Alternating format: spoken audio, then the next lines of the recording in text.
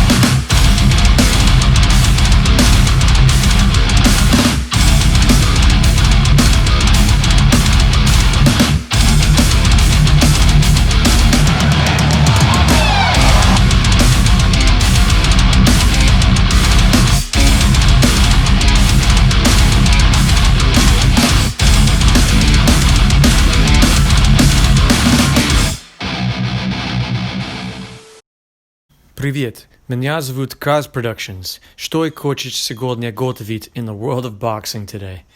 Hey guys, how's it going? I've been meaning to talk about this topic for a couple weeks now. Finally have some time.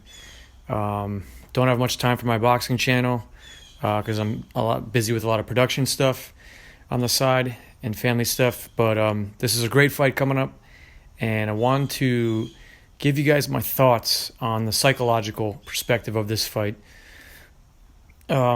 What a lot of American boxing fans might not understand, because Americans over here, we come from a different world of entertainment. In Eastern cultures, it's very different in terms of fighting. It's similar, but it's a little bit different mindset. So Teofimo Lopez, man, this dude's been talking a lot of trash. I like the guy's fighting style. He's definitely going to be very talented. He is talented. He's going to be a big thing in boxing, I think, in a few years. He definitely knows how to hype a fight, and I think that's what he's doing. I don't know if he really means everything he's saying. Like, I hate Lomachenko as a person. I don't know if I look at his body language with him saying that. I don't know if he actually means that, or if he believes what he's saying. His father, though, on the other hand, is a little out of control. He's kind of unhinged. I think his father believes and means everything he's saying. I'm not totally sure if Teofimo Lopez totally believes everything that's coming out of his own mouth. If he does, that dude is in for a rude awakening. I can tell you this right now, just by reading his body language, by reading especially Vasyl Lomachenko's body language. Eastern fighters very, very rarely come out of character and express their emotions, I guess you can say. Kovalev never did this. Triple G never did this. Lomachenko never did this. If they're expressing their emotions, it's only in a happy way, a very gratified way. Отлично, I guess you can say it in Russian. Great. But the only times I've ever seen some of these guys really upset is in two cases. One in Triple G's case and the other in Lomachenko's case. I'll quickly describe to you the Triple G case.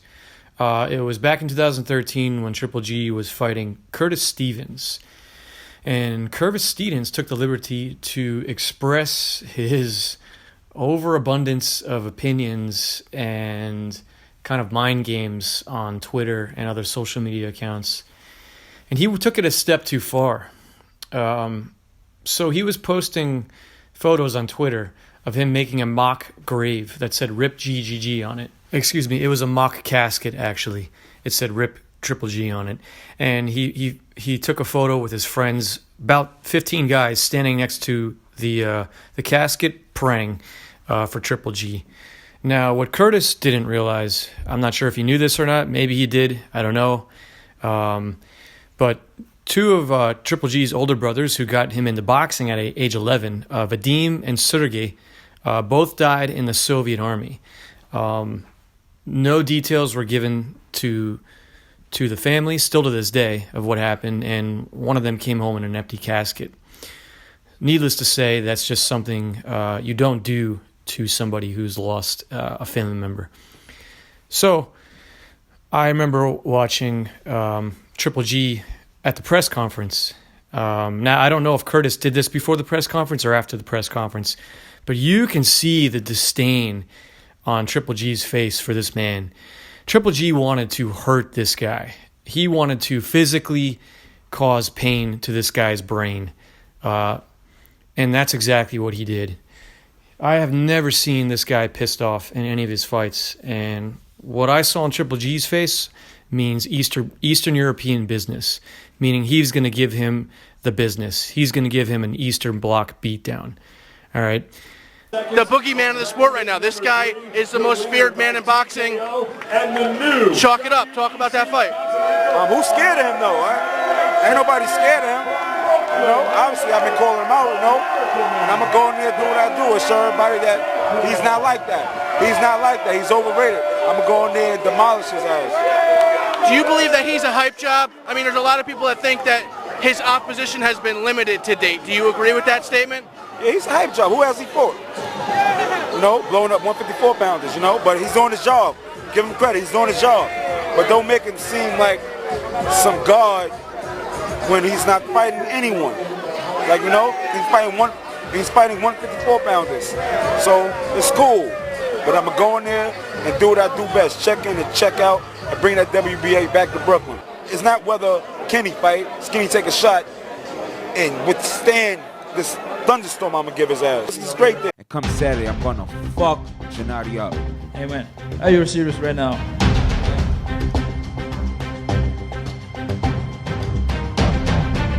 He showed a little bit more tension than normal, or between the two fighters. I wouldn't say he's angry, but I think it's just a reaction at the press conference. But I don't think it's going to affect his style in the ring. He has his game plan. And he's the type of fighter that'll adapt to see how Curtis comes out. A matchup with fellow knockout artist Curtis Stevens had all the makings of a firefight, and Головкин attacked early. Good right hand by Головkin.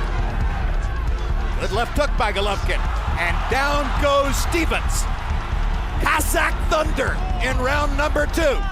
And the look on Stevens' face there says 1,000 words. That was a face that said, wow.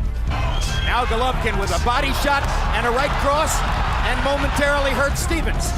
By the middle rounds, Головкin began wearing down the brave Stevens with relentless power shots to the body and the head. Really hard body shot by Головкin, and Stevens backs up into the ropes again. Now right hand body shot. Stevens with a counter left hook to try to relieve the pressure. Breaking him down now, Jim. Hard right hand body shot. Uppercut. Stevens is taking some brutal abuse here in the 8th round. Big right cross by Головкin. Whipping Curtis Stevens into the corner. And they're going to stop it in the corner. Головкin closed the show, landing 56 of 101 power shots in that round. All right, we're here with, absolutely. We're here with Curtis Showtime Stevens, who put up a valiant effort tonight. You made a great showing. Talk about what it was like in there, man. I didn't get too much in the groove, but Gennady's an excellent fighter, excellent champion.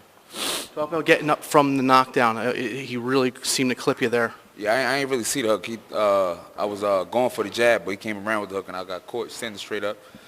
But this boxing, I got up and I sailed for it, so I'd love to see another day. Slavic culture. Everything you say and you do, your actions, are held accountable, in full, paid. And that is exactly what happened with Triple G and Curtis Stevens. He carried Curtis Stevens 8 rounds just so he could inflict pain and punishment on this dude. And you saw it in Curtis's face. Curtis didn't want any more of that. He was getting beaten to a pulp. And Triple G did that on purpose. He carried him just a little bit. Didn't totally knock him out. He wanted to hit him to the body, soften him up, give him some right hooks to the skull. He wanted to hurt this man, and this is something that Eastern Europeans do. It's a part of their culture. The same happened with Khabib versus McGregor. McGregor talks shit about Khabib's dad, and we all know how Khabib feels about his dad. His dad was his idol. He talks shit about Khabib's wife. That photo he posted, he talks shit about Khabib's religion, about his people, the Dagestani Russian people. So all those things, McGregor was held accountable. And what did you see happen to McGregor? Khabib was literally talking to him in the cage. Let's talk now. Let's talk now. So for Eastern Europeans, it's not just business, okay? So let's understand that first. It's not just business. It's personal and it's business, okay? When you say stuff that crosses the line, it becomes personal for Eastern Europeans, and they're gonna hurt you. And talking shit to Lomachenko, not a good idea. This man has every tool in his toolbox to not only beat you and humiliate you, but to actually hurt you, cause physical harm to your body. Now, we all know in boxing that the way people, I'm not saying this is going to happen. I don't want this to happen to anybody. Anybody who steps in the ring in boxing has my utmost respect. I've never hated a fighter, any fighter, because I've participated in boxing. I know what it takes to go in there. It's the most extreme sport. It is life or death at times. We know that when people die, like Maxim Dadashev, who just died this past 2019, what happens is they go into sparring and they inflict a lot of trauma on their brain, and they don't recover after sparring. They do really, really hard sparring, and then they go into the fight. And what they should be doing is not going to the fight. They should be taking time off. But they go into the fight, and they last like a good 6 to 12 rounds. They go the whole 10, 12 rounds, and they're just taking that pain and abuse on their body. Not only their body, but their brain. And what's happening is the brain is swelling over and over. And it's not getting knocked out. Getting knocked out, early and losing the fight in like the third or fourth round, that's great. For somebody who's had a lot of sparring, and that person is not going to be critically ill to terminal. They're going to recover. But it's the fighter who keeps on taking blows to the head over and over for 12 rounds straight and doesn't go down. That abuse to the brain is going to really do detrimental terminal things to the brain. It's going to cause the blood vessels to swell and the brain to push against the skull and the body, and the person goes into a coma and they sadly die. We don't ever want that to happen to anybody. But if somebody's sparring really, really hard, getting ready for the hardest fight of their life, and they're sparring bigger guys who's causing punishment on them, and they get hurt, they get concussed in the fight, and they, in sparring, and they go into a match, and they last all 12 rounds, and they get a lot of punishment to their brain, that's very, very deadly. That's very dangerous. That could cause to earlier brain dementia, CTE, and even death earlier. We don't want that for any boxer. But in fighting like somebody like Lomachenko, that's what they do to you. They break you down. They humiliate you for 12 rounds. And Lomachenko has every tool in the arsenal to do that to a human being in the ring. And he's going to want to do it to this guy. He wants to hurt this guy for disrespecting him, his father, and yeah, not pretty. I really, truly believe that Lomachenko is going to make a statement against this guy for all the trash talk he's been talking. Not a good look on Teofimo's part. Hi everybody. It's a takeover, of course. May 12th. I'm doing what I gotta do. Take over. No disrespect to Lomachenko and Leonidas. Wish you guys nothing but the best. But I'm here to take over the show. At the end of the day, that's what I'm here to do. I'm here to entertain and just put on a show for everybody. Definitely looking for the knockout. Definitely gonna go for the knockout and get the knockout. and it's just going to be an exciting fight. You know, after this fight, there's going to be big plans with Top Rank and everything, and it's just turning out great.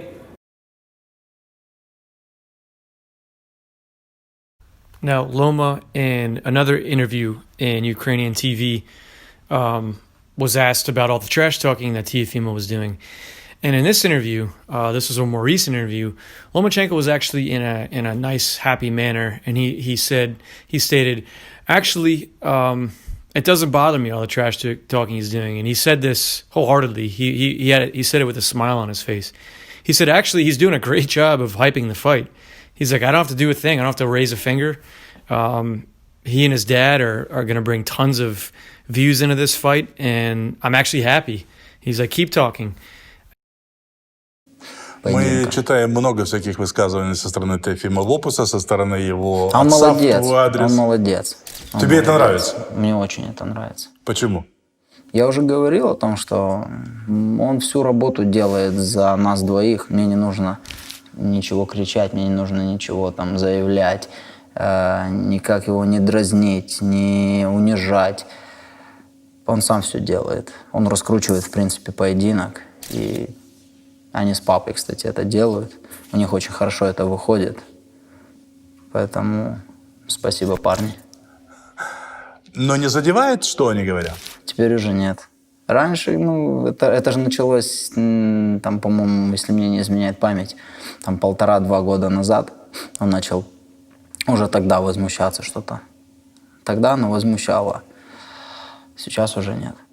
It doesn't seem to look like it's actually bothering Lomachenko, but I know deep down inside where people come from, the way they're raised, it still bothers him a little bit, even though he's not going to express that. He looks happy. It still bothers him a bit, and he's going to want to make a statement. He's going to want to dissect and dismantle this guy. He's definitely going to want to punish him a bit. I don't know if he wants to do it as badly anymore from what that interview I saw about a couple weeks ago on TV. He seemed like pretty happy that Teofimo Lopez was actually hyping the fight up, talking trash. He understands the American culture now, Vasyl more. He understands that it's more about business. It's not just personal. And that's one thing that Eastern Europeans, when they come over, they have to separate in their minds. Like the trash talking is a part of the game over here in America. It's what sells pay-per-views. It's what sells tickets at the box. It's what sells merchandise online. It's American culture. It's what makes entertainment. And I think Vasyl is a very smart person. He's starting to understand that. He started to go along with that idea of, hey, maybe I could talk a little trash and sell the fight. So I don't think it's really bothering him as much. But I do think he's definitely going to want to make a statement. So, maybe my first synopsis saying that Lopez is going to get hurt. I don't totally wholeheartedly mean that. I'm just kind of breaking down the way a scenario could work and how Eastern Europeans think going into fights when it becomes personal like that. And in Khabib versus McGregor's case, yes. In Triple G versus Curtis Stevens' case, yes. I do think those guys physically wanted to cause as much harm to that human being as possible. I think it would upset anybody if they said that, regardless of culture. But in this case, in culture, yes, Slavics, Eastern Europeans, they do take that very personal, and they do want to make a statement. Thank you for tuning in, guys and gals. I hope you appreciate this video and enjoy the fight, and keep posted for more videos. Thank you, guys.